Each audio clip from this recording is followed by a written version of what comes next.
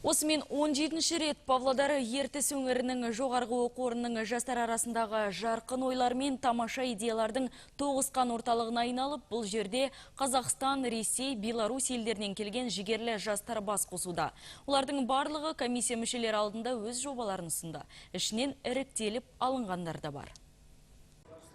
Қазақстан, Ресей, Беларусь елдерінің жас ғалымдары, магистранттары, студенттері және мектеп оқушылары жыл сайынғы өткізілетін Сәтпаев оқулары халықаралық конференциясында бас қосты. Биыл 17-ші жыл қатарынан Сұлтанмахмұт Торайғыров атындағы Павлодар мемлекеттік университеті жас ғалымдардың кездескен орны болуда. Айта кету керек, биыл 20 бағытқа бағытталған жеке жобалар аса ауқымды жұмыстардың үлкен жеңісіне ұмтылуда. Эта конференция, она поможет сделать выбор учащемуся, выбор студенту, в выборе своей какой-то определенной специальности, в которой он будет заниматься, работать, исследовать и станет выдающимся ученым. Мы надеемся именно вот на этот результат нашей конференции.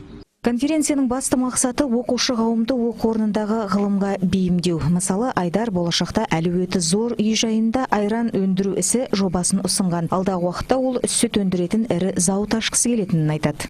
Моя тема — домашняя биотехнология. Это тема, на которой я хотела объяснить, что можно сделать дома, ну, как сказать, промышленное производство своего кефира или молока, например, и можно дома и готовить, она будет всегда хорошего качества и по стоимости будет дешевле. Ұйымдастырушылардың айтуынша, Павлодар мемлекеттік университеті жарқын болашақ үшін өз жобалары мен идеяларын іске асыратын мінсіз алаң. Әсел Жақсыбай, Ренат Абдулкаимов, Юрий Белецкий, Ертіс Информ.